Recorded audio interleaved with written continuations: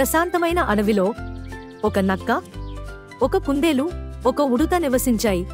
వారు గొప్ప స్నేహితులు. వారిద్దరిలో ఏదో ఒక ప్రత్యేకత ఉండేది. నక్క వేగంగా మరియు తెలివిగా ఉండేది. ఎల్లప్పుడూ అడవిలో వేగంగా అడుగులు వేస్తూ దూకుతుంది. కుందేలుకు బలమైన కాళ్లు ఉన్నాయి మరియు పొదలు మరియు పొలాల గుండా వేగంగా దూకగలవు. ఉడుత చిన్నది కానీ చెట్లు ఎక్కడం, గింజలు సేకరించడం మరియు గూళ్లు నిర్మించడం చాలా ఇష్టం. ఒకరోజు వారు ఉత్తమ నిధిని ఎవరు కనుగొనగలరో చూడటానికి ఒక ఆట ఆడాలని నిర్ణయించుకున్నారు. నక్క మెరిసేదాన్ని వెతుకుతూ అడవి గుండా పరుగెత్తింది. కుందేలు ఎత్తైన గడ్డి గుండా వేగంగా దూకి అరుదైన మరియు అందమైన దాన్ని వెతుకుతూ చుట్టూ చూసింది.